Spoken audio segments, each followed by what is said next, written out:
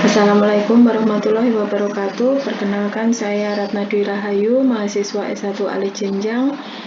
Saya akan mempresentasikan proposal skripsi saya dengan judul Kepatuhan Pelaksanaan Protokol Pencegahan COVID-19 di Ruang Poliklinik RST Wijaya Kusuma Purwokerto. Kepada yang terhormat Penguji 1 Ibu Nurrohmah Ida Eskepnes MK, kepada yang terhormat Penguji 2 sekaligus Pembimbing 1 Ibu Nes Indri Heri Susanti Eskep MK, dan kepada yang terhormat Penguji 3 sekaligus Pembimbing 2 Bapak Amin Susanto Eskepnes MSN. Pendahuluan, latar belakang. Rumah Sakit Wijaya Kusuma Purwokerto merupakan salah satu rumah sakit rujukan tingkat 2 dalam menangani kasus pandemi COVID-19, sehingga hal ini menyebabkan setiap perawat harus dapat melakukan setiap tindakan protokol pencegahan seperti pemakaian masker, baju hazmat, dan jaga jarak dengan pasien. Hasil studi pendahuluan yang dilakukan di Poliklinik Rumah Sakit Wijaya Kusuma Purwokerto pada tanggal 3 Desember 2020 didapatkan hasil jumlah perawat sebanyak 35 orang. Kesehatan dan keselamatan kerja merupakan upaya untuk menjamin keutuhan dan kesempurnaan baik jasmani maupun rohaniah setiap tenaga kerja. Sarana pelayanan kesehatan wajib memberikan jaminan keamanan kesehatan baik untuk tenaga kesehatan maupun masyarakat yang dilayani. Salah satu penyakit menular dengan kasus tertinggi dalam beberapa bulan terakhir adalah coronavirus disease atau biasa disebut COVID-19. Tenaga kesehatan yang merawat pasien COVID-19 menjadi kelompok dengan risiko terpapar sangat tinggi. Petugas kesehatan dapat melindungi diri ketika merawat pasien dengan mematuhi praktik pencegahan dan pengendalian infeksi. Kepatuhan penggunaan alat pelindung diri merupakan langkah awal dalam pencegahan dan pengendalian infeksi yang harus dilaksanakan di semua fasilitas pelayanan kesehatan. Rumusan masalah pada proposal skripsi ini adalah bagaimanakah kepatuhan pelaksanaan protokol pencegahan COVID-19 di ruang Poliklinik RST Wijaya Kusuma Purwokerto. Kemudian tujuan penelitian ini adalah 1. Mengidentifikasi karakteristik perawat berdasarkan usia, jenis kelamin, pendidikan, dan masa kerja di ruang Poliklinik RST Wijaya Kusuma Purwokerto. Yang kedua, mengidentifikasi kepatuhan pelaksanaan protokol pencegahan COVID-19 berdasarkan usia, lalu mengidentifikasi kepatuhan pelaksanaan protokol pencegahan COVID-19 berdasarkan jenis kelamin, mengidentifikasi kepatuhan pelaksanaan protokol kesehatan COVID-19 berdasarkan pendidikan, dan mengidentifikasi kepatuhan pelaksanaan protokol pencegahan COVID-19 berdasarkan masa kerja di ruang Poliklinik RST Wijaya Kusuma Purwokerto. Manfaat dari penelitian ini adalah manfaat secara teoritis. Diharapkan hasil yang didapatkan dalam penelitian ini dapat memberikan informasi tambahan bagi pendidikan keperawatan tentang kepatuhan pelaksanaan protokol pencegahan COVID-19 oleh perawat. Manfaat praktisnya bagi rumah sakit adalah hasil penelitian ini dapat menjadi bahan evaluasi untuk dapat meningkatkan kepatuhan perawat dan meningkatkan kualitas pelayanan selama pandemi. Kemudian manfaat bagi perawat, hasil penelitian ini datanya dapat menjadi masukan dan evaluasi bagi perawat tentang tingkat kepatuhan pelaksanaan protokol pencegahan COVID-19 sehingga diharapkan dapat meningkatkan kepatuhan perawat. Selanjutnya, manfaat bagi peneliti berikutnya atau selanjutnya, hasil penelitian ini dapat dijadikan bahan acuan sumber informasi dan sebagai data tambahan yang terkait dengan kepatuhan pelaksanaan protokol pencegahan COVID-19. Tinjauan teori, kerangka teori, coronavirus disease dampaknya negatif dan positif. Dampak negatifnya yaitu rumah sakit kewalahan, tenaga kesehatan banyak yang tertular, kemudian perasaan takut datang ke rumah sakit, pasien yang terjangkit COVID-19, depresi, perasaan takut dan cemas pada tenaga kesehatan, dan stigma buruk terhadap tenaga kesehatan. Dampak positifnya, kepedulian masyarakat meningkat, peningkatan kewaspadaan tenaga kesehatan hidup lebih lama dan teratur. Tenaga kesehatan hidup lebih teratur dan kesadaran berolahraga pada setiap individu meningkat. Untuk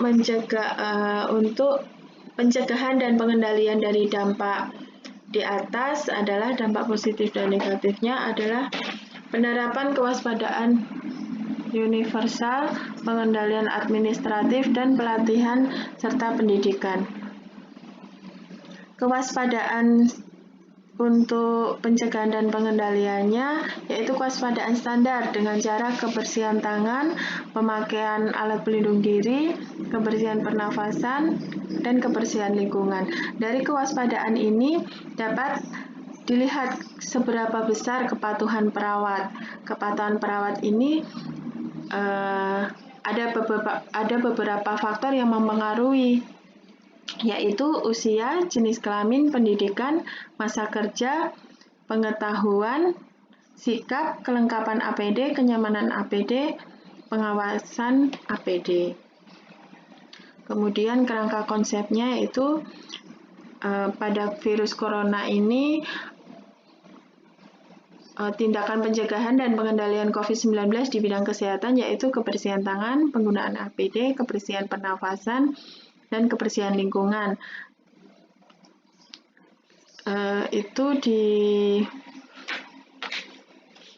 Dan kebersihan lingkungan. Seberapa besar kepatuhan perawat dalam melaksanakan pencegahan pengendalian itu dalam pencegahan dan pengendalian COVID-19, ada beberapa faktor yang mempengaruhi kepatuhan perawat, meliputi usia, jenis kelamin, pendidikan, masa kerja, pengetahuan, sikap, kelengkapan APD, kenyamanan APD, dan pengawasan APD.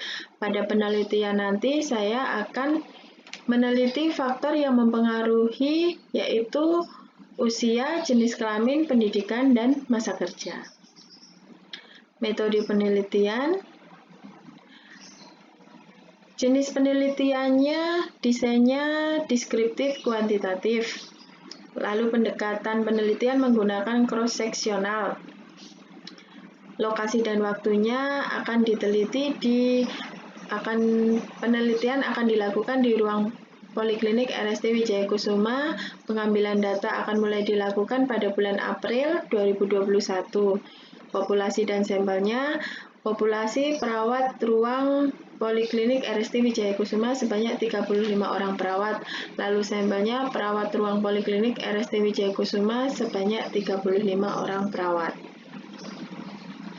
Kemudian definisi operasional.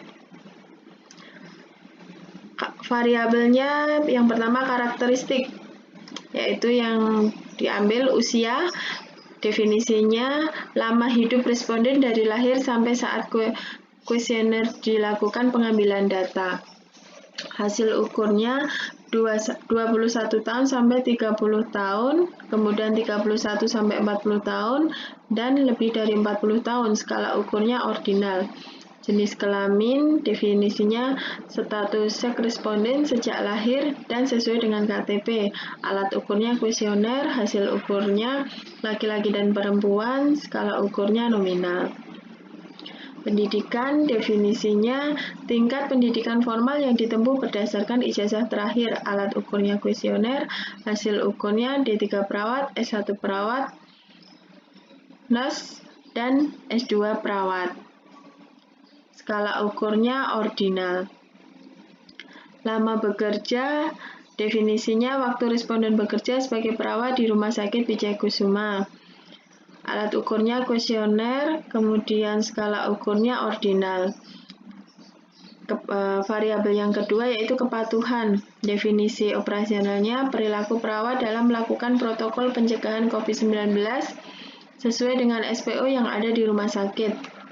Alat ukurnya lembar observasi, hasil ukurnya jika patuh skornya 6-100 dan jika tidak patuh 25-62. Skala ukurnya ordinal. Instrumen dan jenis data. Jenis data ada dua, yaitu data primer, yaitu data karakteristik responden dan data pelaksanaan protokol penjagaan COVID-19 yang diperoleh melalui lembar kuesioner. Kemudian data sekunder dalam penelitian ini adalah data tentang jumlah perawat poliklinik di RSD Wijaya Kusuma. Instrumen lembar observasi berdasarkan standar prosedur operasional atau SPO pelaksanaan protokol pencegahan COVID-19 yang ada di ruang RSD Wijaya Kusuma dan berdasarkan Kemenkes Republik Indonesia tahun 2020 tentang Pedoman Pencegahan dan Pengendalian COVID-19. Uji validitas dalam penelitian ini menggunakan korelasi produk momen. Kemudian reabilitasnya, penelitian ini untuk menguji reabilitas menggunakan rumus Alpha-Cronbach.